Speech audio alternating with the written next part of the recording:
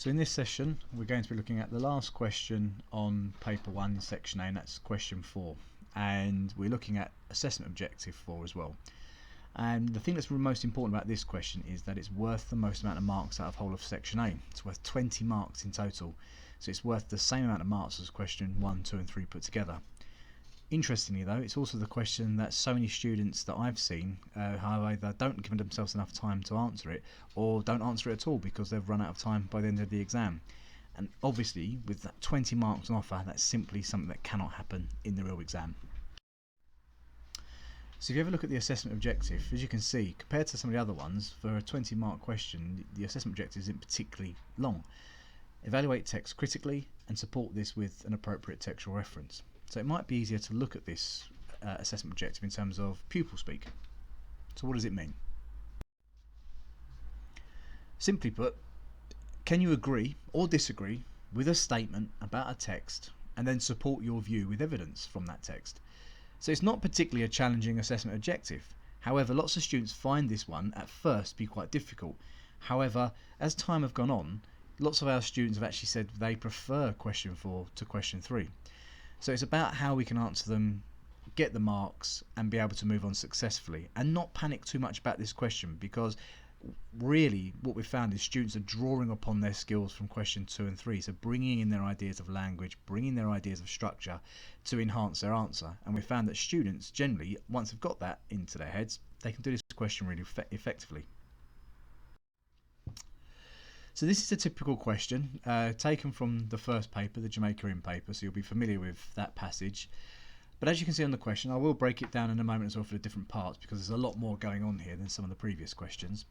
But focus this part of your answer on the second half of the source from lines 18 to the end.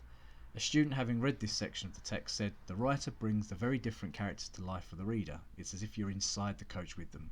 To what extent do you agree?" In your response, you could write about your own impressions of the characters, evaluate how the writer has created these impressions, and support your opinions with quotations from the text. And as you can see, this question is worth 20 marks in total, so it's definitely one we want to spend some time looking at. So let's break down the question. The most important part of this question is where we are taking the evidence from. So from the Jamaica Inn paper, we have to look from line 18 to the end. And even now, we're seeing some students still make very silly mistakes where they're taking ideas and comments and they're taking quotations from parts of the text that aren't in those lines.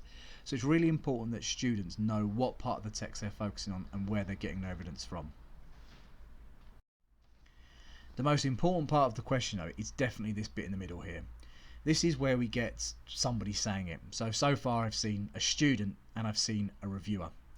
There could be anybody else, but that bit doesn't really matter. All that matters is the bit that's said in the speech marks, and that's the statement that students either have to agree or to disagree with. And in this case, they're asking it, saying, well, the writer of this particular piece has brought the characters to life for the reader.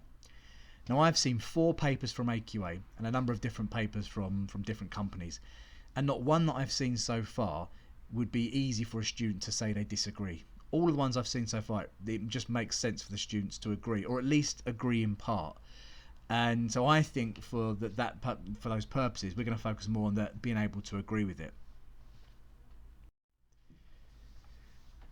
Now this bullet point will never change. It's only the bit at the end of the bullet point that will change. You're always going to be asked to write about your own impression. So this is where the examiner wants to hear the voice of the student. So, okay, do you agree? Are the characters brought to life? In your opinion, can you pull out ideas there? And in other questions, it's the same. Can you write about your impressions of whatever that's going to be the focus of? Now, the bit that's important is this next one. Evaluate how the writer has created these impressions. So this actually really, when you look at the mark schemes from the exam board, this is where students have started to use their subject terminology. So they're writing their own opinions from the passage, but they're also starting to bring in their terminology. So similes, metaphor, use of verbs, use of structure, and they're bringing those in almost to anchor their answer as a way in to talk about whether they agree or not that the characters have been brought to life. And the final one, support your opinions with quotations from the text. This is really important and pretty obvious compared to what we've done in question 2 and 3. You have to bring in evidence from the text. And again, when you look at the mark scheme, to get the top marks, it's that judicious use of quotations. So is it the best quotation for what you're trying to say? So this is the mark scheme. As you can see, again, we're not offered a great deal in terms of what we have to look for, but if we're looking for level 3 between 11 and 15 marks, then we need to see here that we've got the word clearly, and that word comes up again. And if you've listened to the structure PowerPoint, you can see in that one that the word clearly comes up a great deal there. But again, clearly evaluates the text. And all that simply means is, have you taken that point, have you agreed with it, or agreed with it in part, and have you pointed me into the direction of why you agree with it? Have you shown me as clearly as possible that I agree that the characters have been brought to life and this is why? That's when the next one offers examples from the text to explain the views clearly, clearly explains the effects of the writer's choices, selects relevant quotations to support the views. So again, that word clearly comes all the way through, and all students need to do is agree in part, and then bringing their ideas as make it as clear as possible. If you look at level 4, so 16 to 20 marks, we have some slightly different changes here. We've got critically evaluates the text in a detailed way. And really, this is where what I've seen the difference between a level 3 and a level 4 student. So those students that will take a piece of evidence and they'll look at maybe a word within that text, in that quotation, but then they'll look at another thing in that quotation, or maybe even a third thing in that quotation. So they're taking one quotation and they're really exploring it to the nth degree. Other times I've seen level 4 students are those students that will have an idea. So okay, this character of Mary Yellen, who's in the passage from Jamaica Inn, she's really brought to life by her vivid descriptions. And what the student will then do is will bring in 2 or 3 separate quotations and analyse all 3 but around the same point. And that's where I've seen the difference between level 4 and level 3 students. A level 3 student will take one quotation, say one thing about that quotation, and then they'll move on to the next point. Whereas a level 4 student will really focus in and hone on one quotation or 2 quotations that are linking to the same point.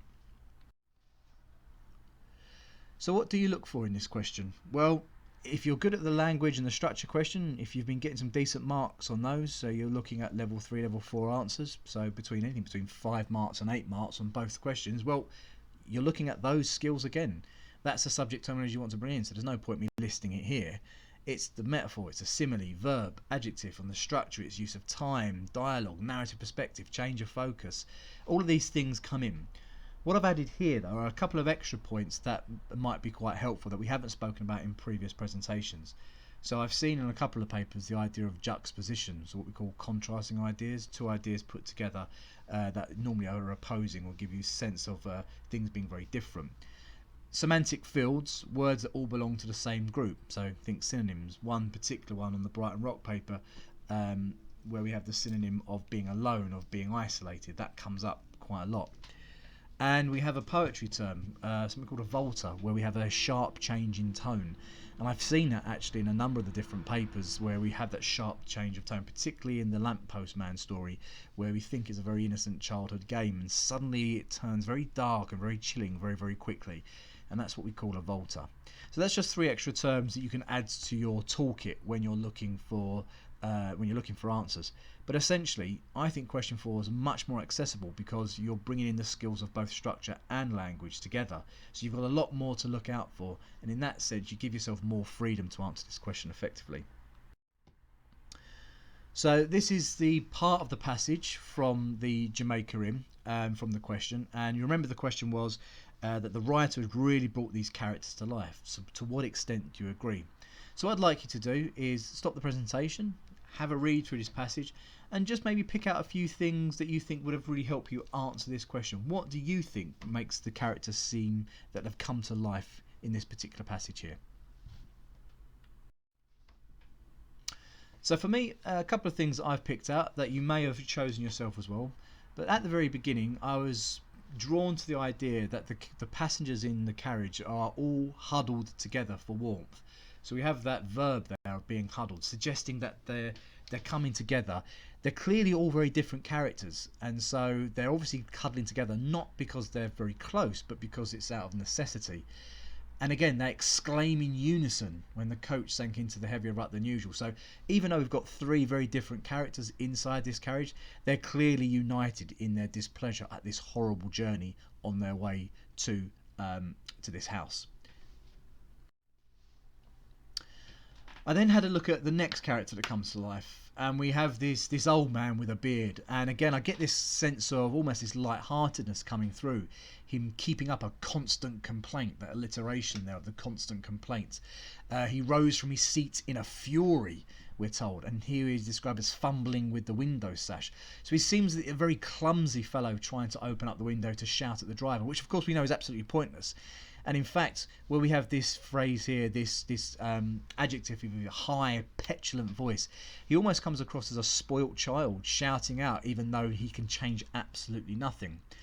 For me, though, the mild humour comes in where he's having thoroughly chilled the interior of the coach. So in fact, what he wanted to do was to tell the driver to slow down to make the ride more comfortable, but in matter of fact all he's done is he's made it worse. So we've got this light humour here. So he's an interesting character. He's clearly a bit of a miserable old man, and we've got lots of different words and phrases here that give us the impression and essentially making the situation absolutely worse for everybody else inside the carriage. We then move on to the jovial, red-faced woman. Again, some nice adjectives there, all telling us a little bit something about them. Jovial, obviously a harder word to understand, but a word that some students may have come across before, simply meaning very happy, light-hearted. And the red-faced woman suggesting perhaps, again, that she's very happy or she's embarrassed or for whatever reason. But we can see here that she's trying to make a joke of it, particularly nodding at the old man and winking at anybody who will listen. I get the feeling that she's almost a bit like a gossip, but again I get this quite a humorous feel for her, the way that she burrows into the depths of a large basket. I can imagine the image that's created as she goes really deep into this basket, which can probably hold lots of things, and then the great hunk of a cake which she plunges into with strong white teeth. We've got this over exaggeration of this description. She seems like a cartoon character, and again I can really visualise this woman sitting in the corner gossiping away, laughing and winking, trying to make a joke of everything, but ultimately being ignored by pretty much everyone in the carriage. The last person though, Mary Ellen, interesting that she's the only character that's named as well. Clearly the most important character, and there's a few things that I picked out here. I found it interesting that she's described as sitting in the opposite corner. In my mind I get the impression that she's sitting at the furthest away from all the characters, maybe not huddled together like the others are, suggesting that she wants to be alone, doesn't want to be engaged in conversation. And then I get this sense as well that she's impatient. We have that lovely adjective there with impatient fingers. She's clearly desperate to be somewhere, and it makes the reader question why she wants to be there. And we can imagine her looking at the water, doing her best to try and get the time moving along, but not succeeding very well. For me, though, the most interesting thing there is where she talks about hoping with a sort of desperate interest that some ray of light would break through the heavy blanket of sky. Again, we get this desperate interest, this idea of hope. She wants something to happen, she needs to get somewhere, and she just creates a very intriguing character. I want to know more about her. I want to know why she is desperate to get to this place and why is she so impatient, and certainly why does she isolate herself from all the other characters. So that's just a quick one to have a look at. What I'd like us to do now is to look at the Brighton Rock paper again. I know we're probably sick of seeing the Brighton Rock paper, but it is a good one, particularly because there's a lot of answers on there that we can pull apart. And the question here, as you can see, is very similar to the question we had a look before for the Jamaica Rim. Focus this part of your answer on the second part of the source, from line 16 to the end. A student having read this section of the text said, this part of the text, explaining what Hale is doing, shows how nervous and unsafe he feels. It reminds me of the first line. So what the student's doing here is, do they agree with that? Do they agree that Hale is nervous? Do they agree that Hale does feel unsafe? And for me, this is the paper that's probably created the most controversy. Most of the students, most of the teachers agree that he does feel unsafe and nervous, but there are a couple of things within the passage that suggest, well, actually he's not that unsafe and nervous, and I think it can be argued easily on both sides that he is nervous and unsafe, but at the same time as well that he's getting on with his job. But here we have, again, consider your own impressions, evaluate how the writer creates an unsafe atmosphere, and support your opinions with quotations from the text. So this is the passage here. Again, what I'd like to do is to pause the presentation, having a look through this. What would you pick out? Remembering that in this answer, with about 20 minutes time to answer it, you're looking between 4 and 5 paragraphs to answer this question successfully. So you're looking for 4 or 5 things in this passage that suggest that he is unsafe or to suggest that he is nervous. So stop the presentation, have a look what you can pick out, and then we'll see on the next slide what I've picked out. So I picked out a few things here that I thought were particularly interesting when I read through this passage. For me, the most interesting thing is this idea of movement of time, this idea of him telling us what he was doing yesterday, today. We have yesterday Southend, today Brighton, tomorrow. And we have that interesting use of the dash there. Clearly an unfinished statement. Why is it unfinished? Well, we're already told at the beginning of the passage that he thinks he's going to be murdered. So perhaps he knows that he won't be there tomorrow. And it leaves us this sense of tension. He clearly feels unsafe and nervous because he knows he's not going to be around tomorrow. What's interesting in the next one, he drank his gin and tonic hastily. There's a couple of things there. Obviously we have the adverb hastily. And we've got that idea that he's drinking his drink very, very quickly. Well, that could be for a number of reasons. Maybe he's uncomfortable where he is. He doesn't want to stay in one place too long. But also, why is he drinking gin and tonic so early as well in the morning at 11 o'clock? Is he trying to steady his nerves? Is he worried? Is he just trying to drown his sorrows? So it brings up a lot of ideas about this character, and it clearly shows there's some sense of nerve and some sense of being fearful. However, a few students I've spoken to have argued that actually this shows that he's quite calm, in fact. And, the last thing they'd be doing is taking a drink at 11 o'clock if they thought they were going to be murdered. So it can be argued either way, as long as it's done clearly. Then what I also thought was interesting is the language that Hale uses, or the narrator uses, in fact. Yesterday in Southend he had been unchallenged. And that word unchallenged and challenge, it creates a sense of people fighting, of people coming together, of conflict. And for me, it's an interesting choice of word. And I think what's great about this one here is it's a good point to bring up that as long as you can clearly make your points, you can bring it across them in a way that says, actually, I agree, he does feel unsafe and nervous. Even if the examiner doesn't agree with you, as long as you've made it your point clearly, you've expressed yourself, you've got the language techniques in there, you can look at the word unchallenged and talk about what's the impact on the reader. As long as that's all clear, you will be able to get marks with it. And that's the big difference between English and maths and science. There is a lot of grey in between the black and the white. The next thing I picked up, which I thought was quite interesting, was this description. It was his duty today to be spotted, and it was his inclination to. So that desperation to be seen. And the reason I thought that's interesting is if you go a bit further in, we're constantly told how busy Brighton is. Crowded carriages, cramped streets. Yet we're reminded at the very end, that single word almost on its own, alone. So even though he wants to be seen, even though he feels that he'll be safer within a crowd, he feels alone. Nobody is paying any attention to him. So this huge crowd that he's in fact, is actually quite dangerous to him. For me, one of the most interesting pieces of language going on here is where he showed his face to the crowd as it uncoiled endlessly past him, like a twisted piece of wire. There's so much going on here. We've got the idea that the crowd is seen as uncoiling, the imagery of serpents and snakes here, and the adverb endlessly, the sense that this crowd is dangerous and unending. His enemy could be anywhere within this crowd, and clearly we wouldn't see this as a dangerous thing, but he certainly does. But then we have the simile, like a twisted piece of wire. And some in my class had an interesting idea. They felt that the image that created for them was that he was almost like in a cage, that the crowd had caged him in and he couldn't escape. I didn't see that myself. I got more of an image of barbed wire, the sense that touching this crowd could be quite dangerous. But to be honest, I like both explanations. I think both are really effective there. Then we have this list towards the end of the fourth paragraph. The rattle of the miniature cars, the ghost train diving between the grinning skeletons. And again, I think of all the things that Hale could be focusing on in Brighton, he chooses these three things. We have that very uncomfortable onomatopoeia of the rattling of the miniature cars. And then we have the connotations of the ghost train and grinning skeletons, connotations of death. One of my students used a really good word the other day. They said it's almost they're foreshadowing his death in the later chapters of the story. And of course, it's exactly what happens. So again, we're being reminded that this is a very dangerous time for Hale. And finally, the thing that for me that's really important is that this passage ends almost the same way as it began, with his bitten nails and his inky fingers. So we have that circularity, that structural point coming in here. We're reminded that he's a nervous man, that he's constantly on the lookout, and that reminds us of the very first line where he's told that they were meant to murder him. So we're definitely being brought back in, and we have that sense of this, we're coming to a really important climax in this story. So quite a few things there, far more than a student would be able to write about in the exam.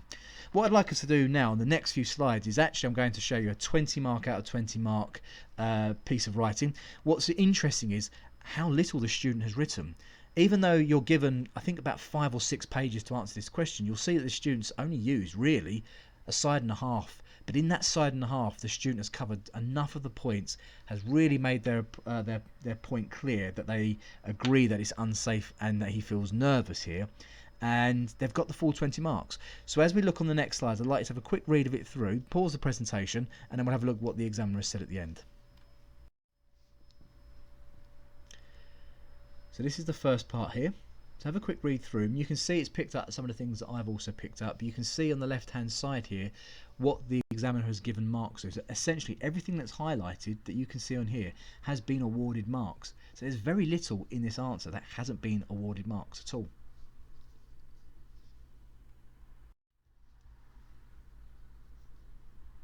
So this is the next part of it here. So we're moving on to almost the second page. And again, they've moved on now to a second point. You can see in this answer that they're using that subject terminology. Even though it's not always necessary for every single paragraph, this student's clearly using it as a way to anchor her responses. This is really the final line. There's one more, I think 2 more words on the next slide, but have a quick read through here.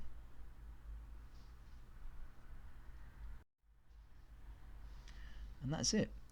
So this student is given 6 pages to write, 20 minutes to write in, doesn't need all of it, has found all the things this person needs to answer the question successfully, and the examiner, the head of AQA, has marked it 20 marks out of 20, level 4. This candidate crafts a convincing but concise response by integrating all of the skills demanded by the mark scheme. The ideas regarding how you're feeling nervous and unsafe are blended with what the writer is doing and shows the perceptive level of thought. The use of the text shows how judiciously used single words can be much more convincing than lengthy quotations. And that's the key that I've been really pushing with my Year 11s. Embedding those quotations. Getting rid of that idea you need to have long quotations. Gone are those days, particularly with the literature and not having the text in front of us. It's going to be impossible to remember these big quotations. Single word quotations embedded in the answer are going to save you time, they're going to give you the best marks, and they're going to give you a really clear, concise answer. Perhaps even critically, you're going to be critically evaluating it. So this student does everything that's needed for the full 20 marks. And if this student got somewhere similar with our other questions as well, so if you were looking at level 4 for both question 2 and level 4 for question 3, gets 4 marks out of 4 marks, this student here could be on for looking for a grade 9 paper, because she's almost at full marks for this so far, and that's really impressive. As always, for the last question for AO4, lots of revision guides at the moment on Go for Schools with the secure, the base testing. Again, like I've said before, download them, try them. You make sure you read the therapy first, then do the test. Bring it in for your teachers to have a look at to mark. If you pass it, you move on to the next level. Nice, simple, quick things to do for revision.